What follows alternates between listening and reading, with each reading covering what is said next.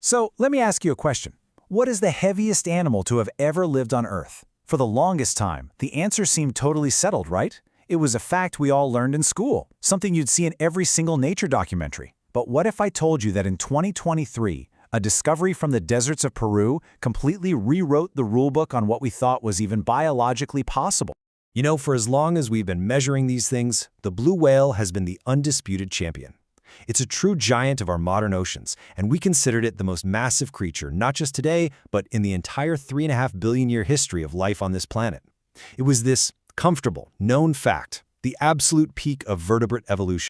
Well, science never, ever stands still. A new publication has just thrown a colossal wrench into the works, and it's challenging everything we thought we knew about the upper limits of size in the animal kingdom. It suggests there was another contender out there, one that lived millions and millions of years ago, that might just steal the crown. Okay, so let's dive into this. First, we're going to revisit the reigning champion. Then, we'll meet this incredible new challenger from Peru.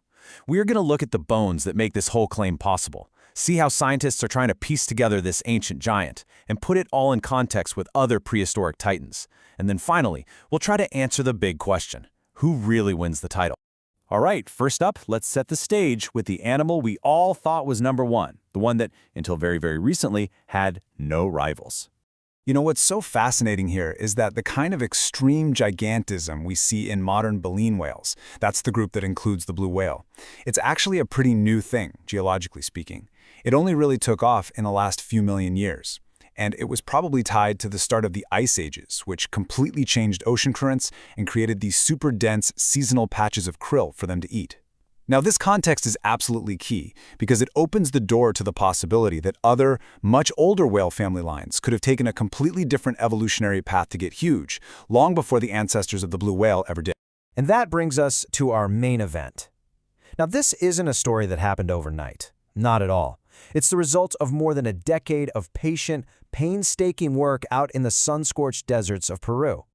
Okay, so this whole story kicks off 13 years ago. A Peruvian paleontologist named Mario Urbina starts digging in this famous spot called the Paracas Formation. Over time, he and his team unearthed a partial, but wow, a truly remarkable skeleton of an unknown ancient whale. We're talking 13 massive vertebrae, 4 ribs, and part of a hip bone. These fossils were then carefully dated all the way back to the Eocene epoch, which puts them at nearly 40 million years old.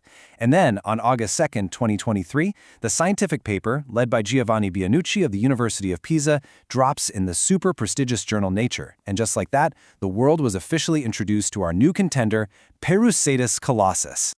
So how in the world do you get from just a handful of bones to claiming you found the heaviest animal ever? Well, the secret isn't just in how big they are, but in how incredibly, almost unbelievably dense they are. So the bones of this creature show two conditions, but taken to the absolute extreme. First is osteosclerosis. That's where the internal cavities of the bone, the space for marrow, are filled in with solid, compact bone. And second, this pachyostosis, which literally means thick bone, and that's where extra layers are added to the outside of the bone. So think of it like this. It's like taking a pipe, filling it with concrete, and then layering even more concrete on the outside. We see this combination in animals like manatees, which use these heavy bones as ballast to control their buoyancy. Perucetus just took this to a level we've never seen before. And just to understand the sheer scale we're talking about, just look at this comparison. Even though we think Perucetus was around 20 meters long, so a little shorter than an average blue whale, its individual vertebrae have at least double the volume of those from a 25-meter blue whale. Its ribs are so dense they don't even have a marrow cavity. They are solid bones straight through. And here is the number that just blows your mind.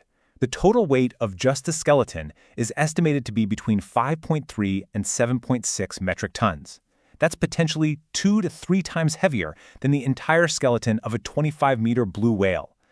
Let that sink in. Just the bones of this animal weighed more than a full-grown bull elephant. This makes it, without a doubt, the heaviest skeleton known for any mammal, and maybe any vertebrate, living or extinct. And that, of course, leads us to the really big question. How much did the whole animal weigh with all of its muscle and blubber? Well, the research team calculated a range. On the low end, it's a still impressive 85 tons. But at the high end of their estimate, its body mass could have reached a staggering 340 tons. That's nearly double a large blue whale. It's this number, and the uncertainty around it that truly shook the world of paleontology. But this incredible weight estimate, it raises a whole new set of questions, doesn't it? I mean, when you have an incomplete skeleton, no skull, no teeth, no tail, how do you even begin to imagine what the living animal looked like and how it behaved? This is where science meets really well-informed artistry. The official reconstruction you see here was created by paleoartist Alberto Gennari, and it's based on a more complete relative, another one of these basilosaurid whales called Syntheocetus. But so much of its lifestyle has to be inferred from those incredibly heavy bones. The central question is, what was the evolutionary advantage of carrying around all that weight? And this is where the debate really starts to heat up. The leading idea is that Perucetus was a slow-moving creature that lived in shallow coastal waters, using its immense weight as ballast to stay stable in rough seas. Its movement might have been more like a manatee's gentle undulation, really limited by those huge vertebrae. This even leads to debate about its tail. Was it a classic whale fluke for power or more of a paddle like a manatee's for steering? And without a skull, its diet is a complete mystery. Was it a specialized bottom feeder just rooting around for crustaceans and mollusks? Or maybe a scavenger, using its weight to pin down carcasses on the seafloor? The possibilities are just fascinating to think about. Now, Perucetus may be the newest challenger, but it's not the only giant from the past. To really get a grip on this debate, we need to bring in some of the other titans from prehistory. So, let's see how these giants stack up. For decades, the blue whale was the benchmark, topping out around 200 tons.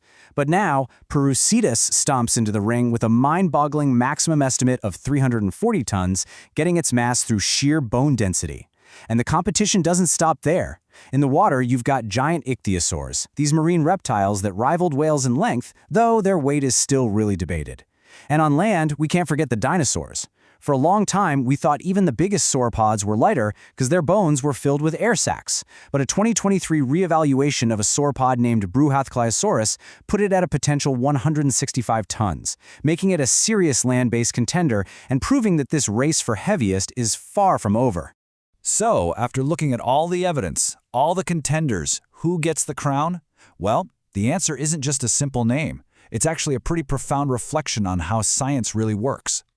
This chart really puts the new landscape into perspective. The blue whale, once towering over everything else, now has a serious challenger in Perucetus, whose maximum estimate just dwarfs everybody. It forces us to completely reconsider what's possible. I mean, the hierarchy we all thought was set in stone has been totally upended by just 13 vertebrae and 4 ribs. And that's the real takeaway here. The title of heaviest animal isn't some permanent trophy sitting on a shelf. It's a dynamic, shifting concept that evolves with every new fossil that gets pulled from the ground. The story of Perucetus is incredible not just because it might be a new record holder, but because it reveals a completely new evolutionary strategy for getting gigantic, and it shows us just how much we still have to learn about the history of life. Ultimately, that's the beauty of paleontology, isn't it? Each discovery, from a tiny little fragment to a colossal vertebrae, doesn't close a chapter, it opens a brand new one. It forces us to ask new questions. What was this animal eating? How did its ecosystem even support such a giant? And maybe the most exciting of all, what other colossal ghosts might still be out there just waiting to be found?